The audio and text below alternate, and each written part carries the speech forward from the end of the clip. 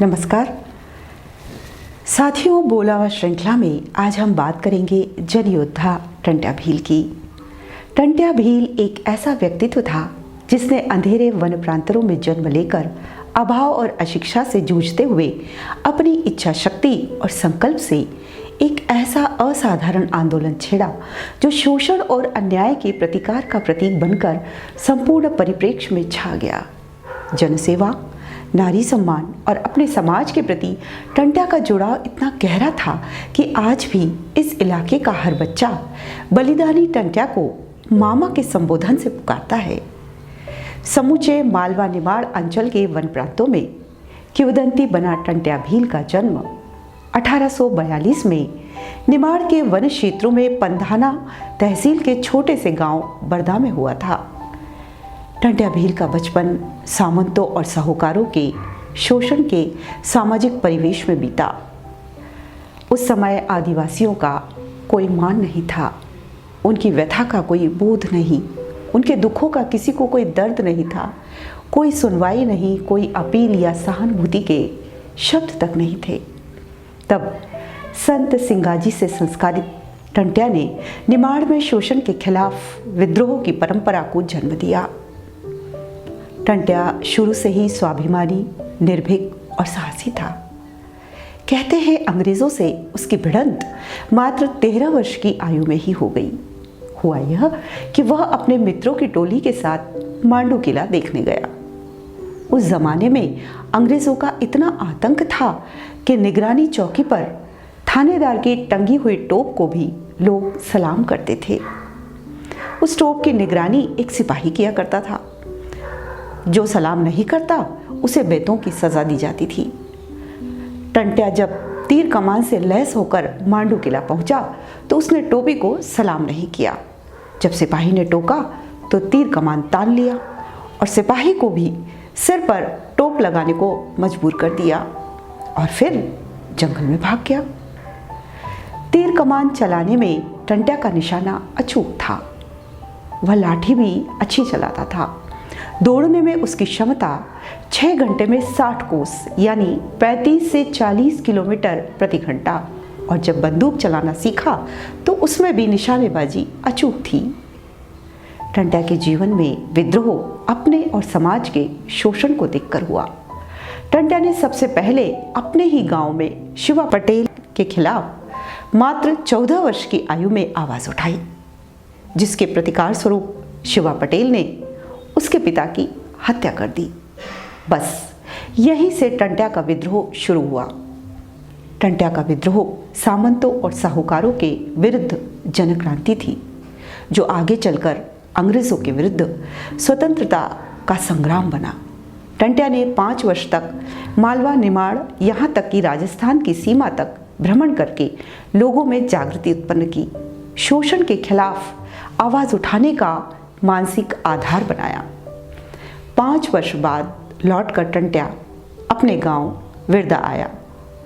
तब शिवा पटेल आतंक बरपा रहा था। लोगों से बेगारी करवाना, ऊपर से लगान वसूली के नाम पर जनजाति समाज का मानसिक दैहिक शोषण का तांडव चल रहा था। टंट्या ने गांव वालों को एकत्रित किया, उन्हें खेती करने के लिए प्रेरित किया। टंट्या की प्रेरणा से लोगों ने अपने खेतों में अपनी खेती करना शुरू कर दिया। यह बात पटेल साहूकारों के बर्दाश्त से बाहर थी।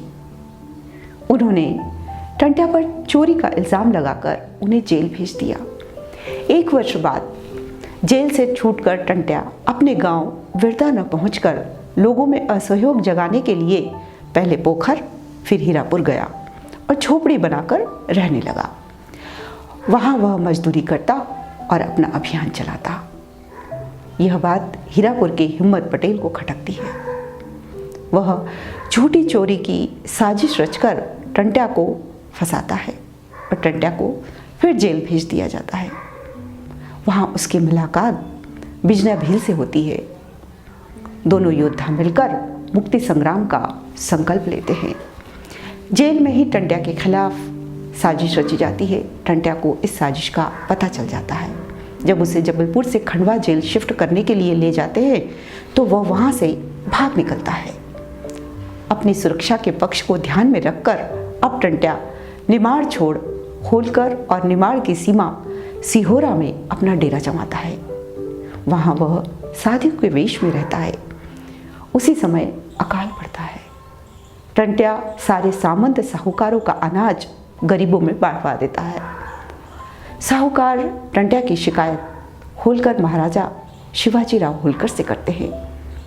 टंट्या महाराजा को वास्तविकता बताता है। दोनों में संधि हो जाती है और फिर होलकर स्टेट टंट्या के लिए विश्राम घर बन जाता है। टंट्या की क्रांति ने निमाड़ क्षेत्र, धार, होशंगाबाद, बैतूल, छिंदवाड़ा, मालवा, भीलवाड़ा और डूंगरपुर तक अंग्रेजों की जड़ें हिला दी थी। 1857 की क्रांति को सुदूर वन प्रांतों और उसके समीप बसे गांवों तक ले जाने का श्रेय टंट्या भील को ही जाता है। उस काल में 1857 की क्रांति के महानायक तात्या टोपे की टंट्या भील से कई मुलाकातें होती है। 15 सितंबर 1858 के बाद तो दोनों लगभग 3 महीने साथ रहते हैं। यह वक्त दोनों के ही अज्ञातवास का समय था। टंट्या के शौर्य कौशल के उत्कर्ष को देख समझ तात्या टोपे ने उसे गुरिल्ला युद्ध में पारंगत किया, छापामार युद्ध के गुर सिखाए। नवंबर 1858 को भील नायक टंट्या ने तात्या टोपे के खरगोन किला विजय अभियान के समय सेना नायक के रूप में अग्रिम पंक्ति का संचालन किया। जब टंट्या के स्वाधीनता अभियान की भनक अंग्रेजों और साहूकारों को लगती है, तब अंग्रेज पोखर गांव के सरदार पटेल के साथ साजिश रचकर टंट्या को खंडवा जेल में बंद कर देते हैं। साथ ही उसके साथ ही बिजनिया और दूल्हा को भी पकड़ लिया जाता है। लेकिन योद्धाओं को भला कौन रोक सकता है? तीनों वीर सेनानी जेल की छत से भाग निकलते हैं। अब टंट्या का आंदोलन और गति पकड़ता है और चरम पर जा पहुंचता है। टंट्या और उसके साथी भीनपान, पोखर, बिरदा के पटेलों की हत्या कर देते हैं। सेठ साहूकारों से बदला ले लेते हैं। यह बदला समाज के शोषण के विरोध में था। 1886 तक टंट्या ने निमाड़ और मालवा की होलकर रियासत के सीमावर्ती खरगोन, मंडलेश्वर और महेश्वर क्षेत्र में अंग्रेजी सत्ता को चैन की सांस नहीं लेने दी। अंग्रेज टंट्या के आंदोलन से आतंकित होकर उसे पकड़ने के लिए इनाम पर इनाम घोषित करते हैं। अलग से टंट्या ब्रिगेड पुलिस की भी स्थापना की जाती है।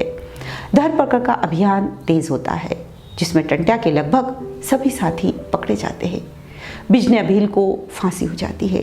दौल्या, मान्या व अन्य साथियों को काला पानी भेज दिया जाता है। टंट्या को आमने सामने न पकड़ पाने की स्थिति में पुलिस टंट्या की मुंह बोली बहन के पति गद्दार गणपत सिंह के साथ साजिश रचती है। राखी के दिन धोखे से टंट्या को गणपत के यहाँ पकड़ लिया जाता है। 26 सितंबर 1889 को डिप्टी कमिश्नर की कोर्ट में मुकदमा चलाया गया।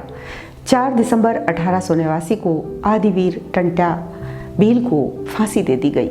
निमाड़ के जनमानस की आस्था और विश्वास का प्रतीक लोकनायक टंट्या तो अपने जीवन काल में ही निमाड़ के अंचलों में अमरत्व पा चुका था, जिसे कोई फांसी कैसे समाप्त कर सकती है।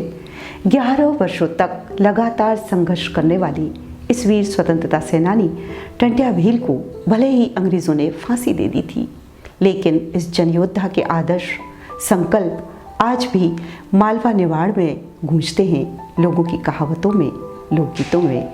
ऐसे महान जनयोद्धा टंट्या भील को शत शत नमन।